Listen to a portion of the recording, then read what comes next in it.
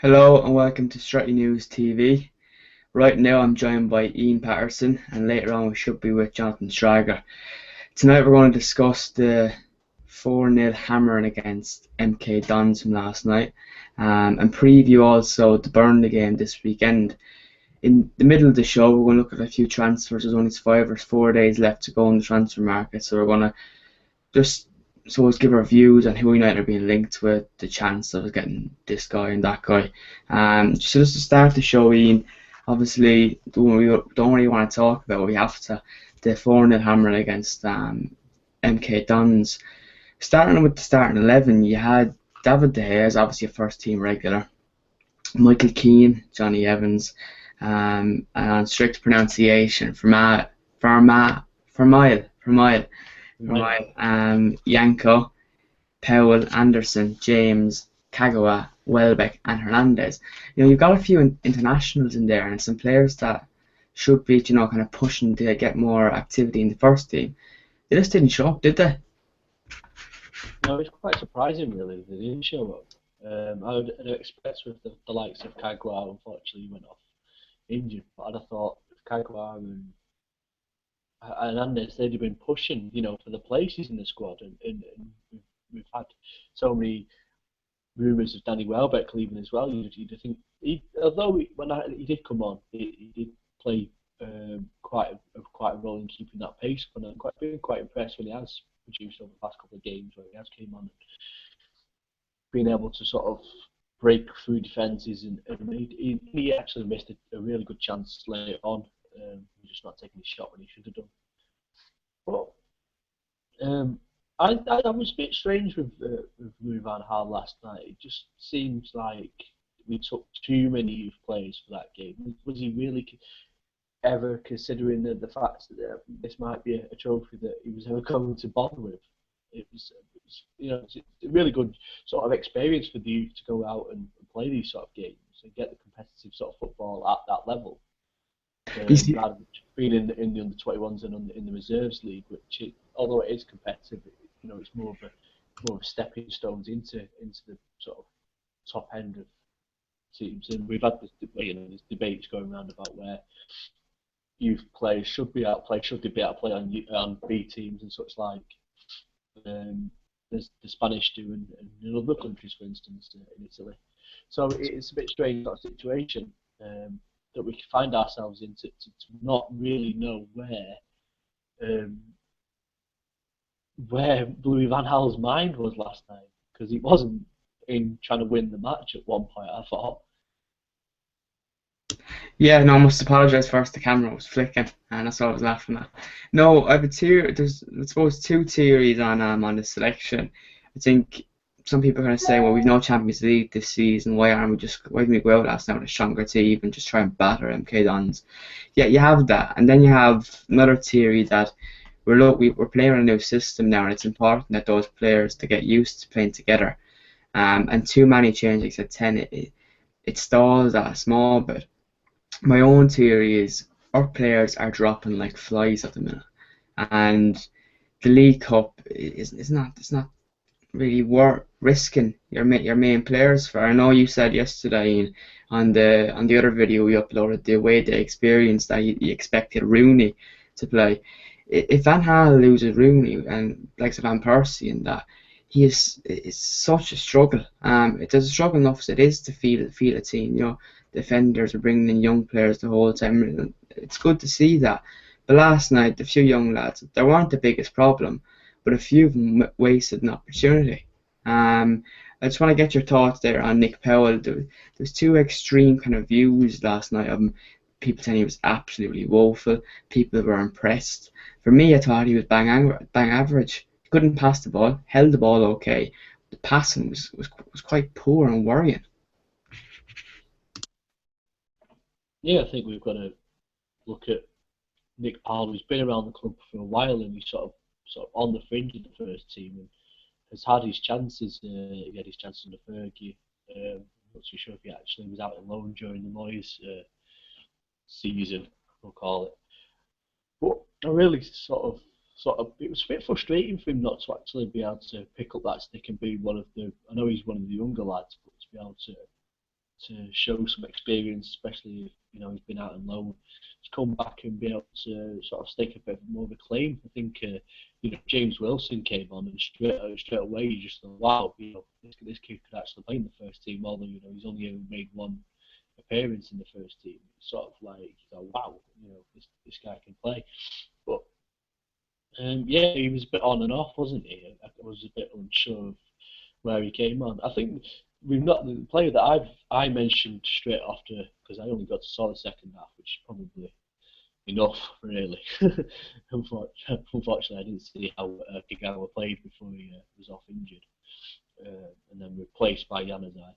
But I saw Evans' second half. Now, the 3 goals that we conceded in the second half that I watched, it was 3 goals in the second half. Yeah. Were all balls given away, and they were ball passes either from defence to midfield or back, and I just couldn't figure out what was going on. But Johnny Evans, he shouldn't wear a United shirt. And I've been critical of him all along. I just think positionally he's always out of touch. He's never been in keeper with play. And at times he's just not that sort of player that you think that's going to build confidence in the back line, especially when you've got such young players alongside him. Do you think, though, last night was his first game back from a lengthy enough injury? Do you think it's a bit harsh? I know he was poor, and I know he was at fault, especially for the first goal with that dreadful pass. But he had just come back from injury. Yeah, I suppose we can say that. I think Serge mentioned this when I was listening to on BBC Radio Red Wednesday before, that it was his first game back, and we should sort of slack off on him a bit. But you sort of think that if you're a type of player that's coming back from injury and you've been in the first team and you're one of the more experienced ones, then you should be able to just fit straight back in at some point, unless there is a case where you should really have been playing a couple of reserve games before this. And we have, as you've mentioned, it has been a case where Louis van Gaal has actually stretched resources, especially defensively. So he is having to pick people up that are literally just coming back from injury. And I suppose that's just my view on Johnny Evans. He's never been a United type player for me. He never sort of commands that sort of. But from what I've seen of Tyler Blackett in the couple of Premier League games that he's played, he's looked a lot better, and he's making a step up from reserve level. And so you think that maybe Johnny Evans would have been coming in a first team game in a Carling Cup match against a League One opponent and looking even worse than what our reserve players do. But I suppose that's the hindsight of what we can say now and not beforehand. Just on that, we touched on, say, the back three and the midfield, and you just mentioned that one of the senior players looked worse than the players coming in from the reserves. A real standout poor display last night was Javier Hernandez.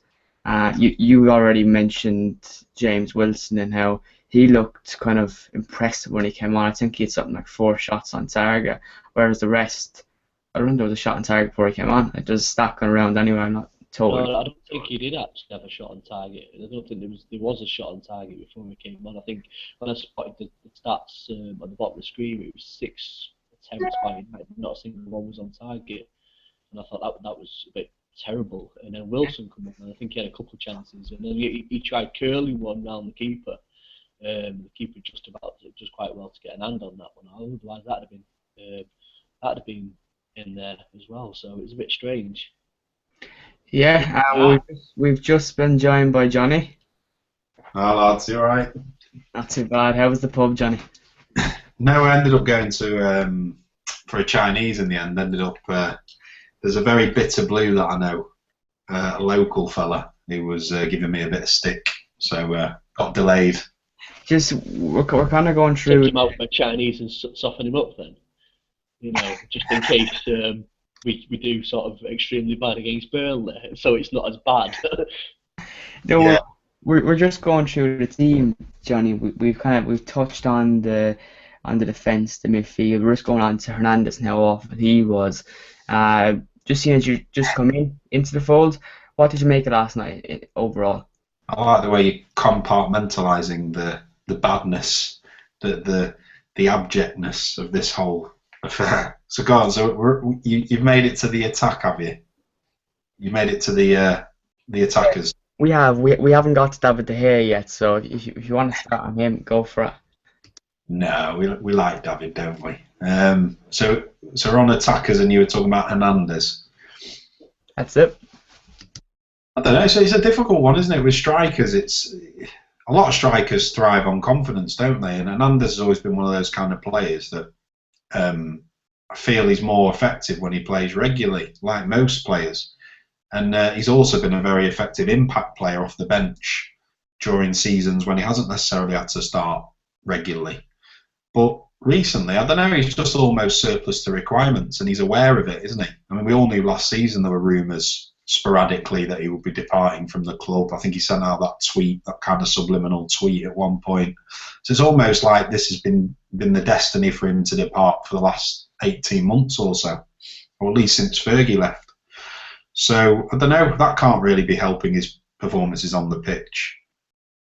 No, before you joined, we briefly touched on James Wilson and how he came on, and then we were getting shots on target. He's got 4 shots on target, and 4 he came on, there was none. And he was very kind of there was a sense of urgency up front then, where Hernandez. And don't get me wrong, at the start of the game, Danny Welbeck started quite brightly. He was beating lads down the wing, and then after a while, the service got lesser through the middle, and then Hernandez and Welbeck had to drop deeper. Hernandez really struggled, and he's not a player that I don't want to see Hernandez outside the 6-yard square, because he's a poacher, he's a fox in the box. Welbeck, okay, drop deep, but when you have Hernandez dropping deep, then you have no one in around the box, you've a problem. And his touch was dreadful, and that could be all down to confidence. I would agree with that. It's down to pitch time, isn't it? I mean, he's always been renowned for having a poor first touch. Kind of became a bit of a joke last season, didn't it? His first touch, but obviously, yeah, pitch time. The less pitch time you have, the less your first touch is going to deteriorate, isn't it? But if when you mentioned Wilson there, just looks a proper player, doesn't he? He just looks dangerous like that. Even just little glimpses, like the header yesterday, the way he directed it with power, and he got it down, and the keeper made a good save. Little things like that you don't think that Welbeck might be able to accomplish. And I don't want to slate Danny, because obviously we're all fond of him, but Wilson just looks, in the little glimpses we've seen of him, looks like a more potent striker than Welbeck could ever dream of being. Yeah, no, absolutely agree. I know before you just came on, I briefly mentioned David De Gea, and we all love Dave. I did think last night some of the goals that were laying were quite questionable, especially that one where one of the players just kind of chested the ball in. He was an MK Dons player, was playing against Manchester United, and he didn't even feel he needed to header the ball. That was a massive kick into the teeth, Yeah, showboating against us. Showboating against us, a League One player. But look, games like that happen. We've seen it in the past against Watford, and games like that happen. One of the talking points, Serge, who can't make it tonight, he's playing 5-a-side with David Moyes. He was on BBC Red Wednesday, and they spoke about, I suppose, Louis van Gaal. He wants to pronounce with a G. Louis van Gaal's lack of instructions from the touchline. What do you make of that, Ian? There's another few theories around that. Are you going to look into it too much, or would you prefer to see him up, given Hernandez a roasting? Yeah, I listened to Serge earlier on, and he made quite a valid point about how we've not seen him get animated on the touchline. He sat down for most of his even gigs. He's not got, I think I only spotted a couple of times where Giggs had actually come out the dugout at Old Trafford against Swansea, and I thought, hang a minute, Van Gaal's where's Van Gaal disappeared to? But he's been sat in his seat for all 3 games that we've had so far. And Andy Ritchie actually made a really good point about it. He's actually sitting there just taking it in. He's not, out there demanding of the players about making mistakes and such. Like, he's just watching them get sort of into this philosophy and into his system for now. And when the time he reckons that these players have picked up this philosophy and this system, he will then pick up on the mistakes. And if those mistakes, because he's been known throughout his career about being a perfectionist with things, and he will then come out and be on the touchline and be animated, because he's been, if you actually look down some of the highlights of his career, he's been doing all sorts down a touchline. He's nearly as blooming animated as watching Jose disappearing down when Porto won all those years ago. So it's sort of strange for us not to see him on the touchline yet. Maybe this sort of time that he's still asking for patience, I'm actually starting to consider that he actually understands how much the United fans got of the frustration from David Moyes from last season, and how it really sort of, we wanted to see goals and we wanted to see wins and stuff, and he's sort of picking up on that and saying, right, well, this isn't going to be 100-mile-an-hour sort of change. This is going to take a period of time to get used to, for the players to get used to, and for the fans to get used to. And he'll probably be, in his own self-confidence, will sit there and go, well, yeah, we are going to now eventually get trophies that we need at the end of this, if it's not this season, because it's only a double that's now on, domestic double, which strangely enough, I think when we got beat off York City the last time we played in the second round of the Capital One Cup, as it's now called, the League Cup, was 1995, and Fergie did the double that year of the FA Cup and the Premier League. So if this is a repeat of 19 years ago, we'll like for a moment and see how it plans out. Yeah, it's just one of the things that I suppose I'm looking at is, as the word you mentioned was patience. Van Gaal has warned United fans since the end of July, when he was in Washington DC. He said that it's going to take me 3 months to fix this club and get the system working. A few journalists have pointed out already that he's much more cooler, I suppose, in the press conference, whereas there was a sense of panic about David Moyes. He was never totally comfortable, whereas Van Gaal looks comfortable. And if he was running around the touchline after 3 games dropping a bollock, I don't think it looked too right. He knows the period is going to take to sort this out. And when he tells a player something in the dressing room, I'm guessing that they know that's the case for the rest of the game. When the players start playing a system, I would expect him to be out there more often, and him, I suppose, when they look comfortable in a system, he can be more comfortable and tend to switch it about a small bit. At the World Cup, he's on the touchline. There's pictures of him online of doing kung fu kicks into the crowd. He's definitely doing something. He's taking lots and lots of notes, and when he has this puzzle put together, I would expect you'll see him more on the touchline. Right now, I don't see an issue with it, because you can see he's doing something on the touchline himself. And gigs, you're chatting a lot, they're doing little notes and notepad.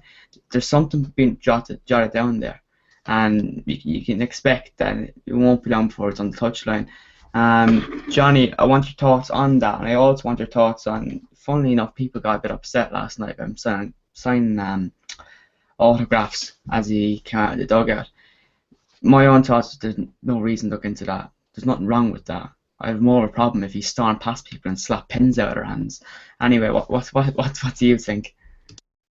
No, I completely agree with you. I kind of like his calmness at the moment. I don't think it demonstrates any kind of lack of passion. Like you said, I think I'd probably be more concerned if someone who's renowned for being certainly in the dugout, quite composed at times, if he was running around massively animated. And also, I'm not too concerned about him signing autographs, because at the end of the day, he's a maverick, isn't he? He's one of these guys that does things his way. He doesn't, for want of a better expression, he doesn't really give a shit what anyone thinks. And I kind of admire that about him, the fact that he stood there and took the time to do the autographs, because I don't know. I can't remember. Was it one of you lads that was telling me today, or might have been someone else, that this is the kind of his tactic when he first, when he first enters a club, is to be a real maverick and to really highlight that he does things his way. It's kind of his way or the highway, and he doesn't really, so he's kind of setting down the marker in terms of his behaviour from early doors, isn't he? So that would. Yeah, absolutely. I think it's the best way to really step down that mark. You need to make the job your own. I think on the whole autograph thing, if you look at pictures of David Moyes doing it, he almost did it with a big shitting mouth grin in his mouth, and he was happy with the camera taking pictures of him. Look at me, I'm in the Old Trafford dugout.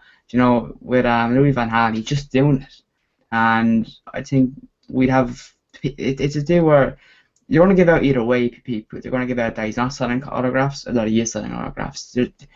There's no win situation. And also, it's one of those. I mean, we're all, I think we'd all be lying if we weren't to say that we're not affording Van Gaal much more leeway than we did Moyes, because of course we are, because he's got the proven track record purely based on that and his CV.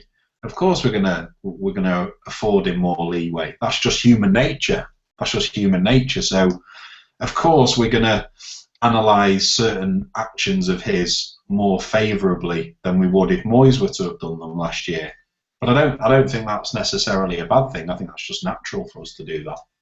Yeah, I absolutely agree. That's kind of it for the MK Dons game. Just one mention to the away support last night.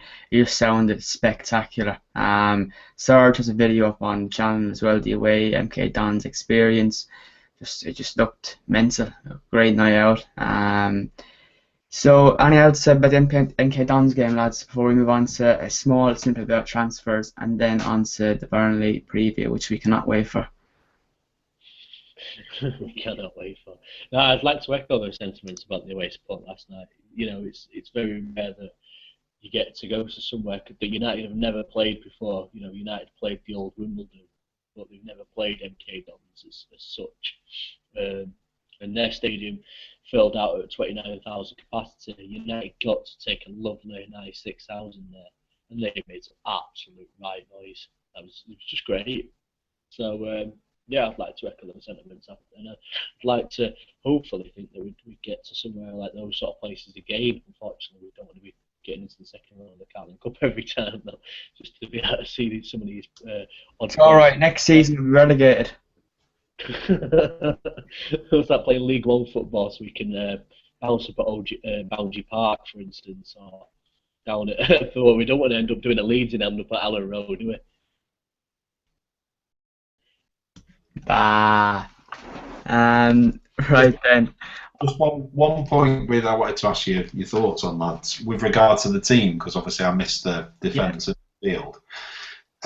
Nick Powell, for me, just has that aura of Manchester United about him, the way he strides across the pitch, and technically he fired off two fizzing shots yesterday from outside the box that both nearly went in, that I think Anderson and Cleverley could only dream of in terms of striking a ball in that way.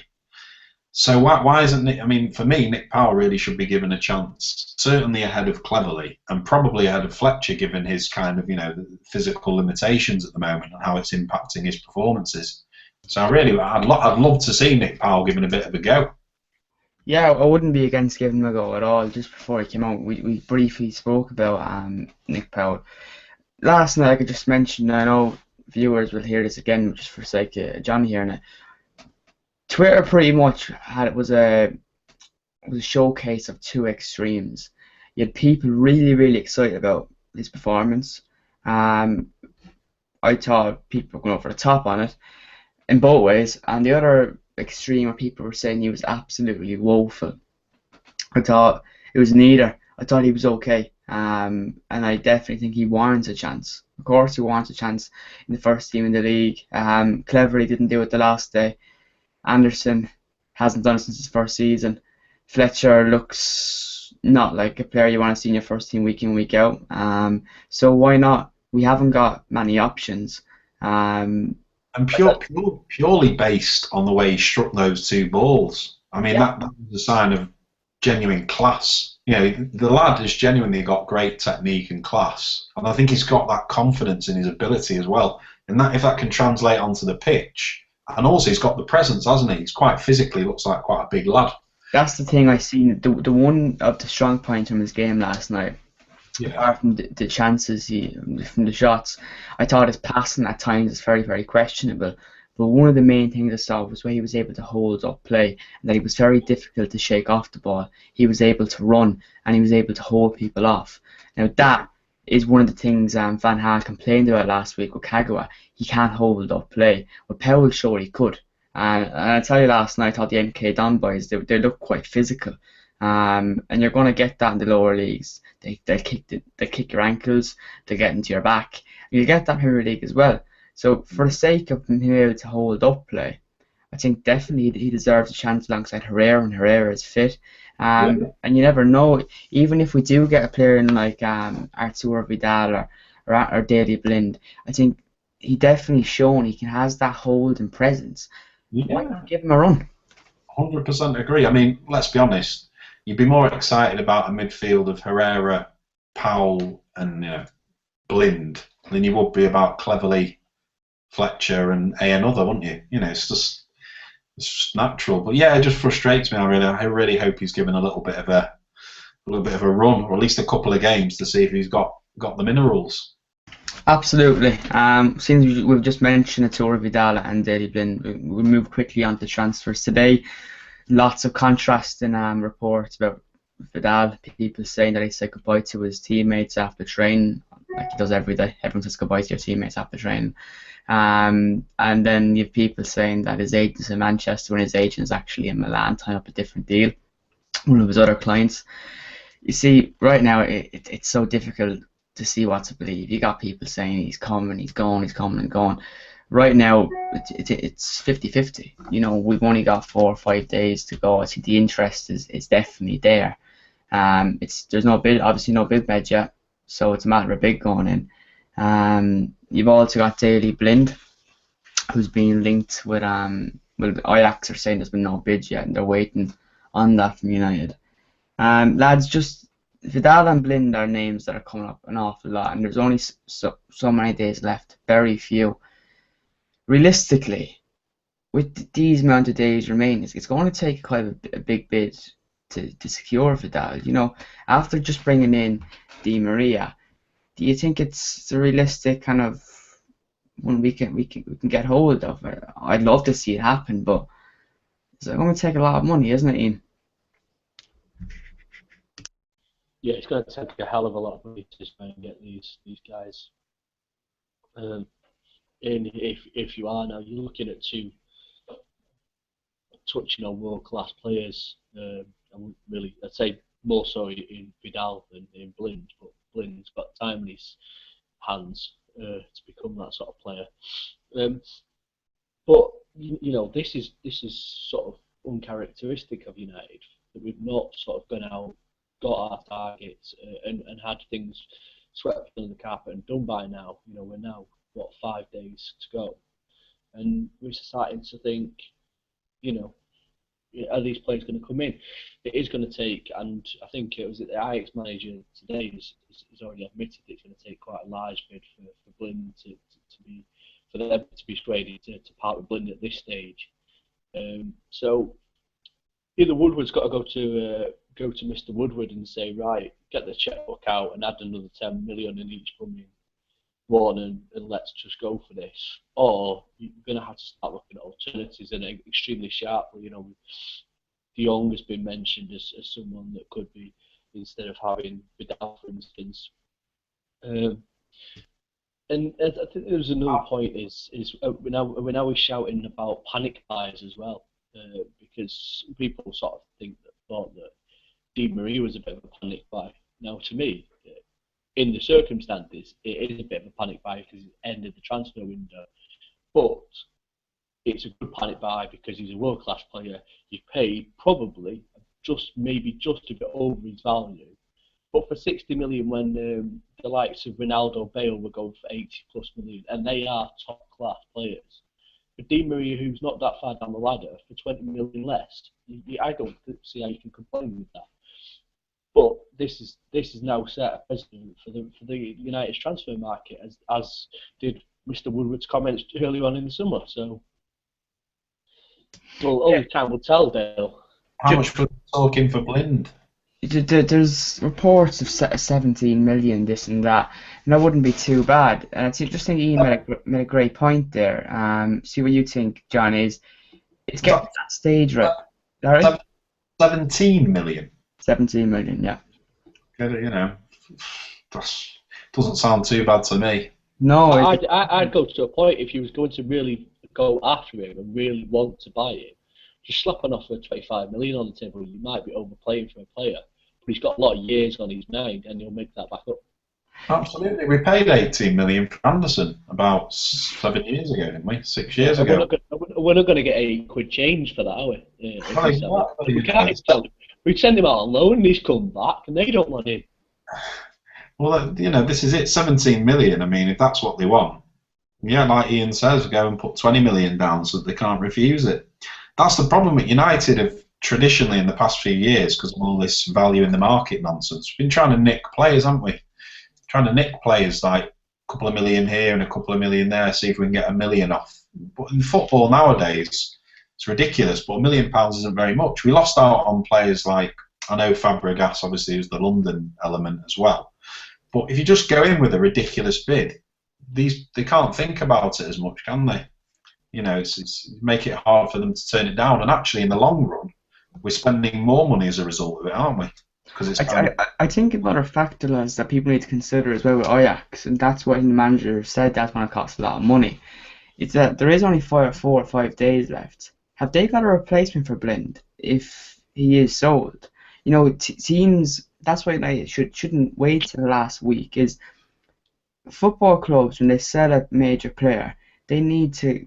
Lots of them need to go out and buy a new player, and with 4 or 5 days left, realistically, it's a big ask.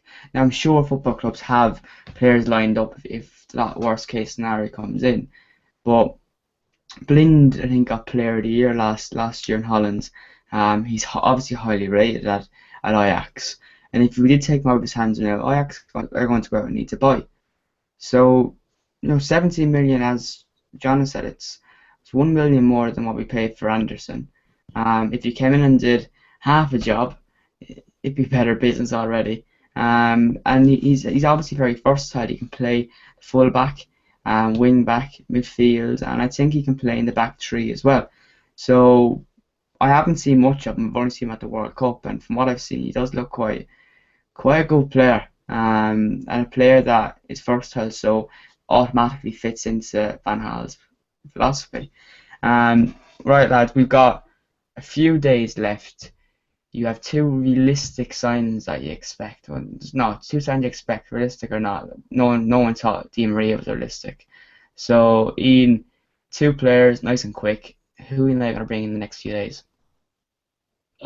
If you throw the money at them, Vidal and Blind can be done.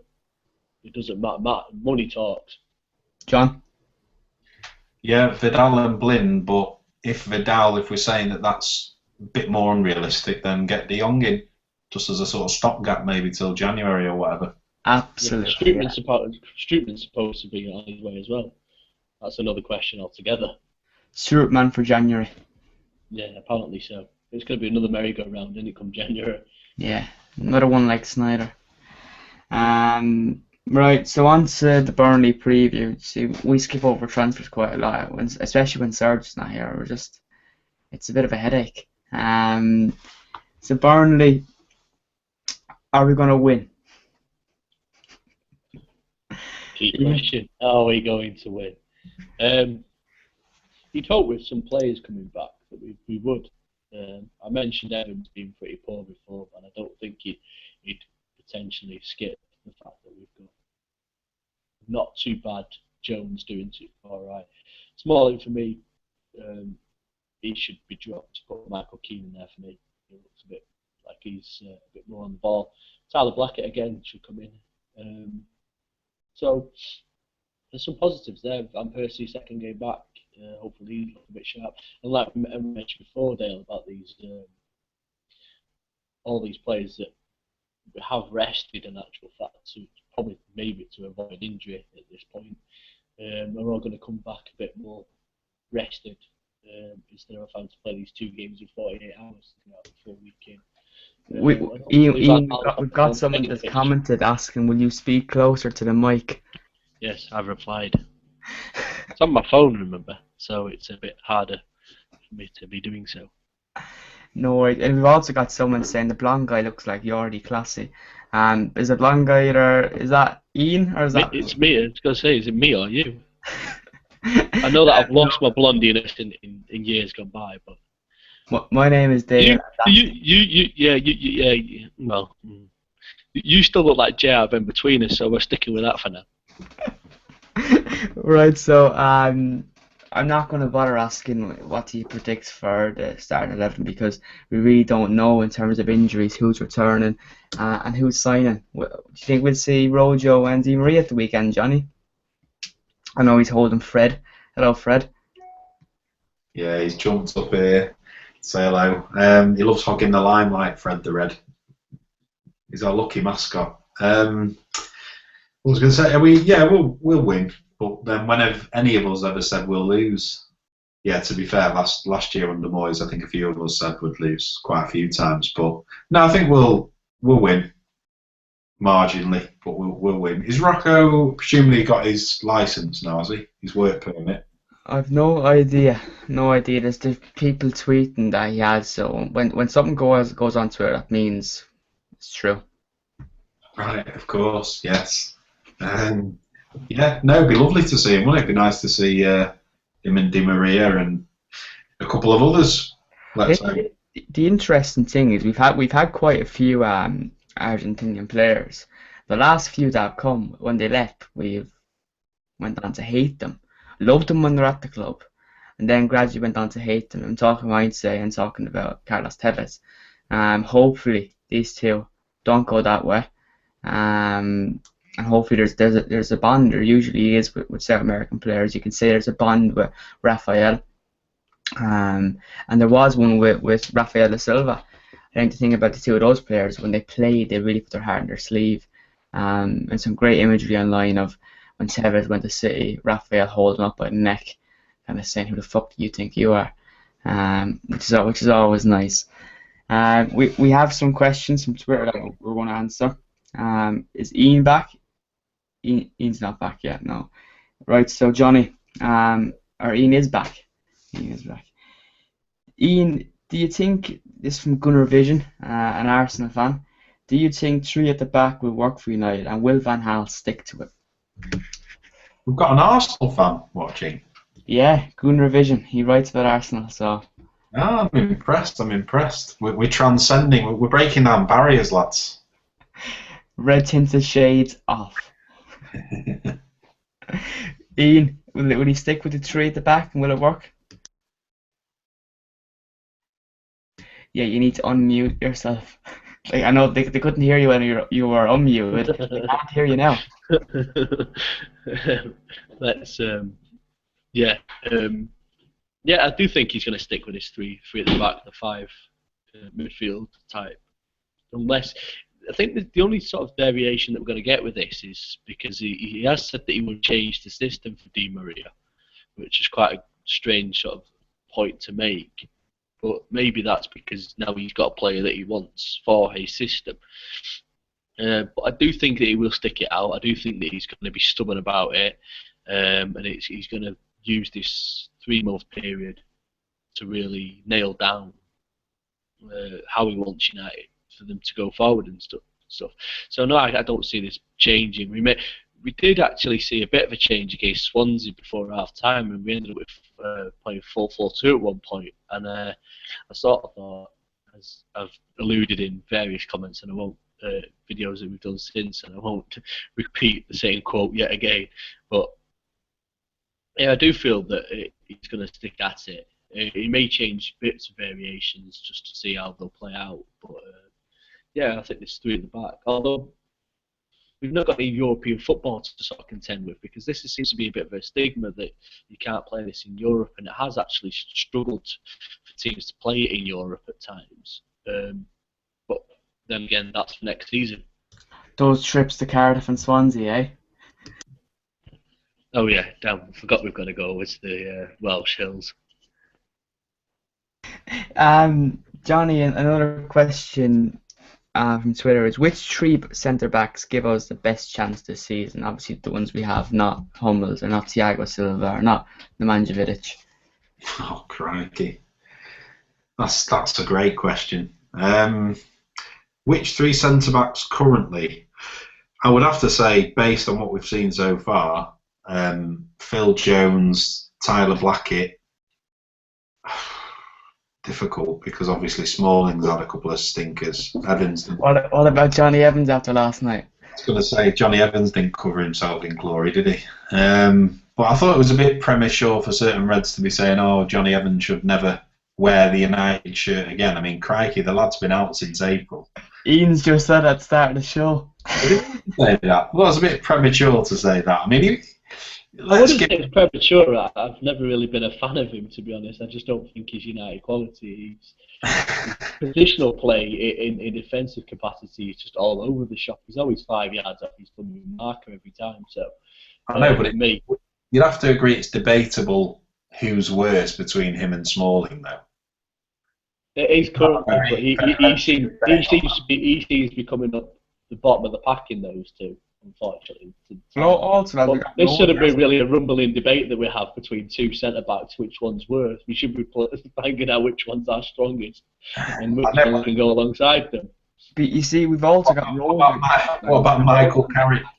Can we put Michael Carrick back there? You know what? In terms of suggestions, probably not the most ridiculous one, because as long as he's playing back there with a couple of physical players with presence, he'd actually be pretty handy to have on the ball. You know, in terms of that role where Smalling was, Smalling couldn't wait to distribute the ball because he was so nervous on it on Sunday. Imagine Carrick coming out of midfield with the ball. It'd be quite smooth, quite comfortable. Anyway, I'm talking about, obviously, this will be a very makeshift option. But obviously we've got Rocco now. Rocco. So probably Rocco, Jones and Blackett. Yeah. I think big step up for Blackett, isn't it? I know he's been very, very good, but in his first season to cement a place in the regular starting 11, it's a big jump. And if he did it, fantastic. If he keeps up his current form, there's no reason why he won't do it. I think Jones, though, this season, out of a bad bunch, he's been very, very good. It's about time he's playing in his centre back position. For too long now, he's been playing at right back, midfield, and it's really clocked up time on his career. Right now, he should be the one standing out as a centre back. He's been there long enough, but I think Ferg started messing around with him. Then David Moyes messed around with him. Now Van Gaal's obviously playing him in centre half. He needs to stay there. He needs to cement that spot. That's his. And Blackett, if he came into the first team and started as regular, fantastic, great. Next question.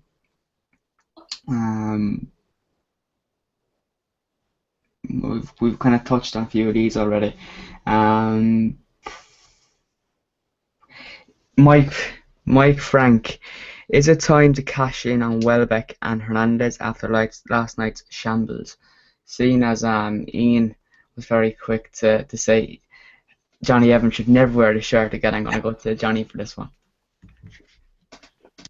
I mean, I'd be reluctant to release both of them, and obviously on current, it's a difficult one. I always think Hernandez is more likely to score you goals, but Welbeck's a better all-round player and more versatile. So I'd keep Welbeck. Obviously, we're all fond of him as well. We'd like to see if he could maybe progress and become a bit more prolific. Though I don't necessarily have faith that he will do. But no, I don't think you should sell both of them on. We can't get carried away on last night's performance as well. There are other players that I would offload before Welbeck. Let's put it that way. I would probably sell. I wouldn't be too upset to sell Hernandez now, and we'd probably get a decent amount for him, wouldn't we? Based on some of the form he's shown and the fact that he's an asset, because he's one of Mexico's biggest players, which is quite a big market in football, isn't it? So he's actually a very marketable asset, really.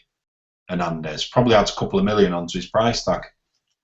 Let's tell Madrid. We can't be selling both of them. No, I don't think so. I think if you sell Hernandez, you've got kind of more kind of space to blood Wilson. And less pressure from Hernandez speaking out and his agent speaking out, putting pressure in the media about this and that. Flog him off, and then you can bring Wilson in nice and easy. I will be saddened to see Welbeck sold. I think he is only 23. There's a fantastic article on Cunha, and he looks at strikers that when they were 23. And I know I'm not one for stats, but the likes of Eric Cantona, great players, Thierry Henry, Ian Wright, they weren't scoring goals at 23. And look at their careers. We had quite a sizable debate about this, Dale. I don't know if you remember, but obviously I know Scott because I've done some stuff with Republic and Mancunia, and I responded to a tweet between him and United before Fergie on Twitter, saying that I don't think that he'll go on to become an established United centre forward. Now that doesn't mean that he won't be a very good United player or squad player or versatile player. I just don't think he'll go on to be a lad that scores 20 goals a season. I just don't see it in him. Yeah. And obviously these comparisons were made with Scott, and I kind of presented some counter arguments, you might say. Cantona, for example, did score 6 in 11 when he was on loan at Bordeaux at the age of 23. So he showed he did have it in him. And Cantona, there were some mitigating factors, because of course remember that in his early years in France he was pretty much being shipped around teams because he was such a controversial character that he was never playing football, shall we say, in a settled manner, which is always going to disrupt your scoring patterns. So there were counter arguments, of course. Also, I looked into it. Henry played 5 years at where was he in France before? It was he Saint-Germain before he went to Juventus for a year. Anyway, essentially played on the wing. He only was employed as a striker full time when he came. That's something we said about Welbeck. He's I know he's not 23, but that does disrupt. But how many of his 90 starts have been on the wing? If we're being honest, I would say at least 70%, 60% have been up front. And if you look at his goal scoring record on those occasions, I don't know. For me, I just don't think he's prolific enough or potent enough to be an established United forward. And I don't know. I wouldn't necessarily present the cases that were presented to show that. Yeah. Maybe you've got more of a case with. But Cantona and Henry, there were counter arguments there, I suppose. Yeah, there are, but I do think the argument. I know those players are brought up. I think this is going to be a bit of a long one. The arguments I don't feel, even though Henry and Cantona are brought up, I don't think the argument is say that he will one day become one of them. I think the argument is that at 23, you need to be very, very careful of flogging off a striker. You know, you never quite know, given those stats, what they might become and how they might develop. You know, if you said 3 years ago, talk about Hernandez, you would say he'd be the next best striker in England, the way he's banging in goals, but then people caught on to him. You know, now we're talking about getting rid.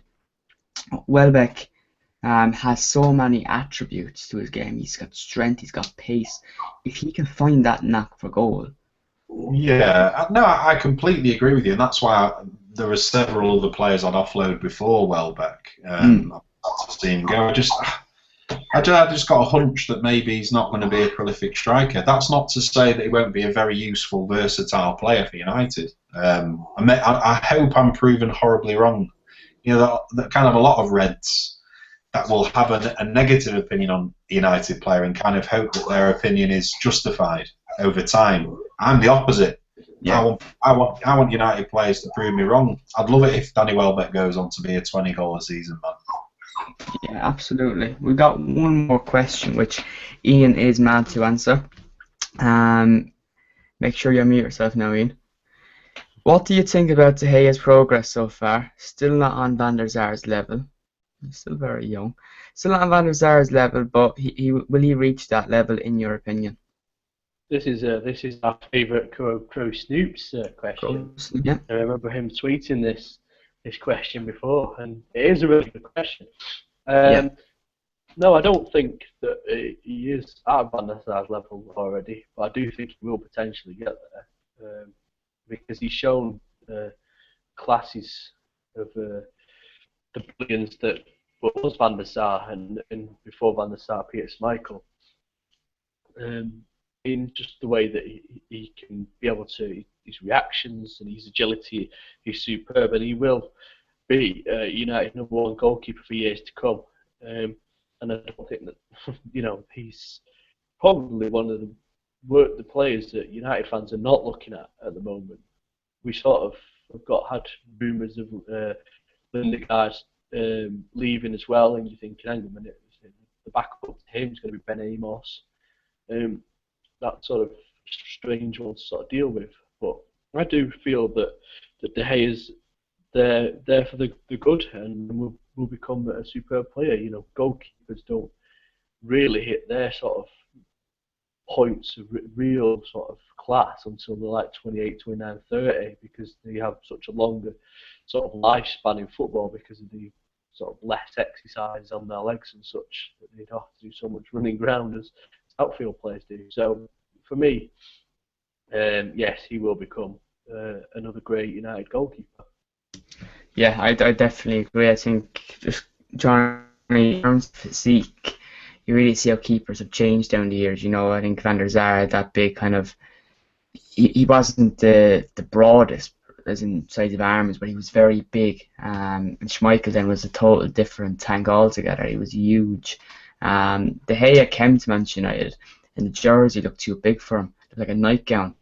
Right now, it's much more fitted. He's filling out a small bit, and when he comes for crosses, clean crosses, he looks a lot more comfortable.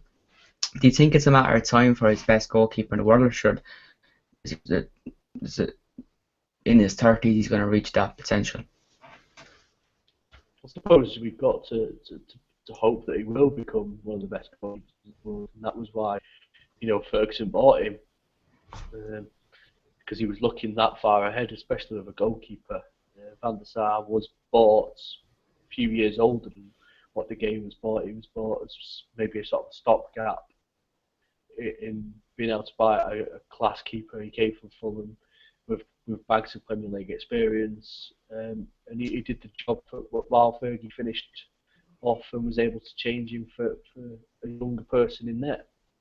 So, yeah, we will see him become a world-class keeper. If he'll be #1, sort of, at the moment, you sort of look around and it's sort of strange. The Colombian keeper that had a really good World Cup might be alongside him in those sort of respects.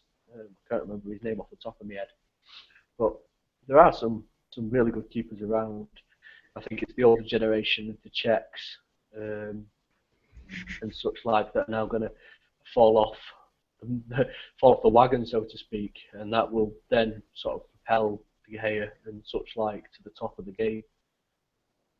Yeah, definitely. I think he's a goalkeeper that I think, as I've already said, and Johnny said, that United fans are very protective of it. We're all massive fans of De Gea. When he came to England, he was absolutely bombarded with critics from a few earlier performances, but as Eric Steele told United We Stand, he's the type of character that after every howler, he just bounce back stronger. He wants to go back out there, he wants to fix the mistake, he wants to improve the whole time. He's changed his diet from when he was in Spain. He's now taking more protein in, and you can see it, he's improving the whole time. The main thing I think Louis van Gaal would like about De Gea is, since he's came, his distribution has been second to none. That's one thing I've often questioned about Edwin van der Sar. His distribution at the time was very, very poor. With De Gea, it's always been pretty good. Just before we do wrap it up, haven't had a chance to read the article just yet. The Telegraph have published a piece from Mark Ogden titled "Manchester United target William Carvalho," that's how you pronounce it, I think, as Louis van Gaal looks to offload Welbeck, Cleverley and Kagawa. just some thoughts on that. Do you know much about Cavallo, lads? He didn't really play much for Portugal in the World Cup, although there's a few Portuguese fans were happy about that. Holding midfielder from Sporting Lisbon. Johnny? Yeah. No, I don't know much. I think I mentioned on the show on Sunday or Monday that one of the lads that I was chatting to outside the stadium at night kind of said that he's got the potential from what he's seen to be kind of like a hybrid between a Yaya Toure kind of powerhouse midfielder and a more of a like a Vieira as well. So they're very lofty comparisons, aren't they? And obviously we'd be delighted if half as good as either of those players. But when he's being mentioned even in the same breath as those kind of players, then it suggests that he's got great potential. Yeah, you think the one thing I did see before the World Cup was Portugal played a friendly in America against Ireland, and I set up for the first half, and he played it. I just thought he was very, very slow, really slow. Maybe someone can comment that's seen him more often, can maybe give us more feedback on what they think of him. But it is a turn off for me. Maybe not for all midfielders, but he looked stand out as if he was really, really slow. And in that game, his passing was quite poor. That is one game. In fact, it's only one half, 45 minutes.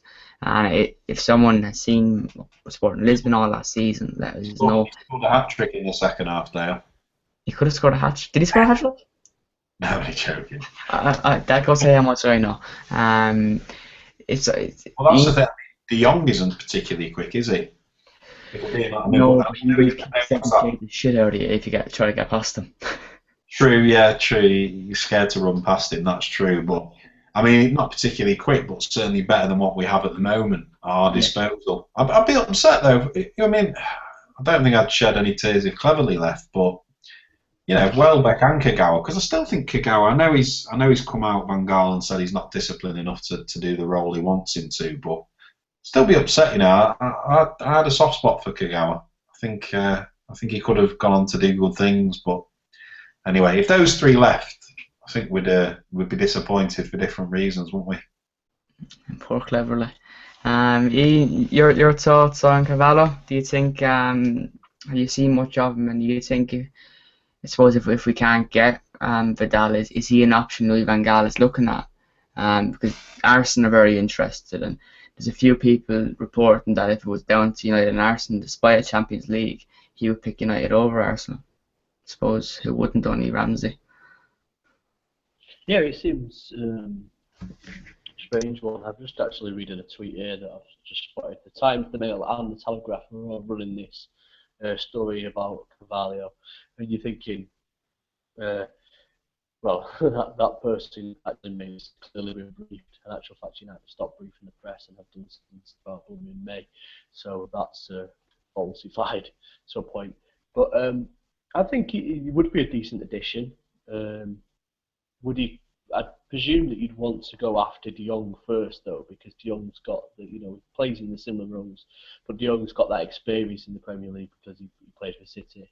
So he's sort of three in the pecking order for me: Vidal, De Jong, and then Rayo. But then again, we've also seen the fact that United have been linked to bigger players, like the likes of Hummels and such at centre back, and we bought Rojo. And we've also noted that Louis van Gaal's also mentioned that he's not just here for the 3 years of his contract. He's aiming for the long term as well. So I think that I've got to sort of echo the sentiments about Welbeck leaving. Would be sort of a disappointment if he does sort of leave. Manchester lad. You'd always hope that he could fulfil his dreams. Cleverly though, I think many wouldn't be. I think many would actually like to show him the door.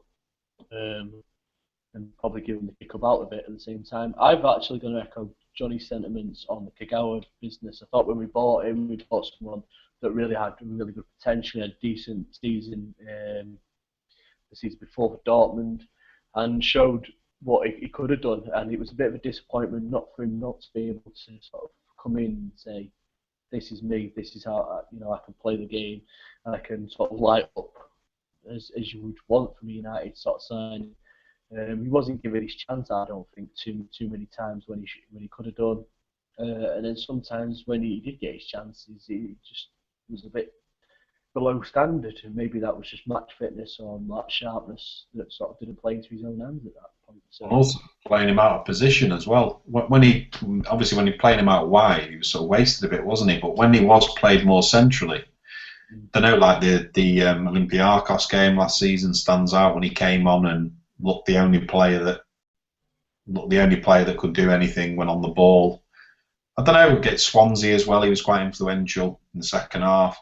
He had something about him. I mean, Ji-sung Park wasn't particularly talented. Don't get me wrong, amazing, industrious player with a great work rate. But he was like a better version technically, football-wise anyway, than Ji-sung Park. And Ji-sung Park had a pretty illustrious career at United.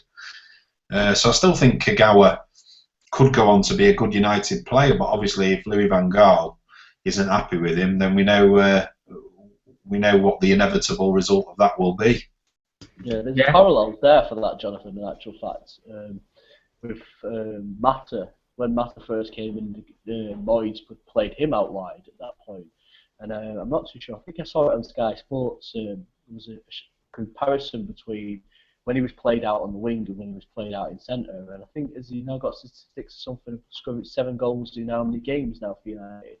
So it's about being able to put the players in the right positions, and I think that maybe is what Louis van Gaal struggled with so far, is because United have not got players. They've got versatile players. We're not saying that we've not got versatile players, but you've not got a set. That's a left winger. That's a right winger. Those two can play in the centre. He plays a defensive. He plays attacking. The 2 strikers will play in number 9 or 10 sort of roles, and it's sort of he's having to play this jigsaw that's been going in since Fergie sort of left the club. And fortunately, Fergie did quite well at being able to arrange that jigsaw. And it's a pun that I've become quite used to, the daily conversations that I have with a certain boss of mine. But his philosophy on the way that United have done since 2009 is because Fergie had a well-oiled machine that just ran and ran and ran, and that was superb until it had to come to an end. And when it did come to an end, the wheels fell off. Yeah, absolutely, yeah.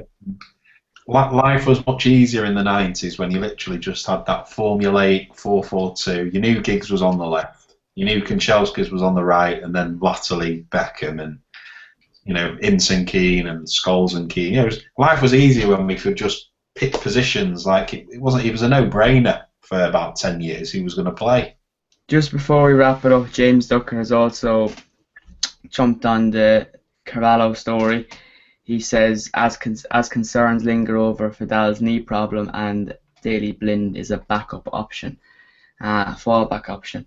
So it seems like United's interest is back in Carvalho. They look like they're going to bring in a midfielder finally. I thought we wanted... Ogden, Ladyman, Ducker and Herbert have all mentioned this. Yeah, Johnny, what were you saying? Do we not want both of them? Surely we want both of them, because isn't Blind can do a job as a centre back, can't he? And then in a back 3, you would think so. Yeah, well, look, I think it's a matter of time. It does look like we're interested in midfielders. Hooray! Let's hope they don't turn out like Mauro and Fellaini. Thank you for watching. I think enjoyed this show more than the last few. Ian, plug your Twitter. I'm on Twitter at Ian Patterson MU. Johnny? Crikey, I've had a change. I changed it the other day. There's an experiment. At MANUTD Shrager, SHRAGER. You can get me at Shrager. It was also there's a previous video on the MK Dons away experience. Check it out. Great work from Serge. You can follow him on Twitter at Serge MUFC. Make sure you subscribe, like, and comment. We'll see you soon. Thank you for watching.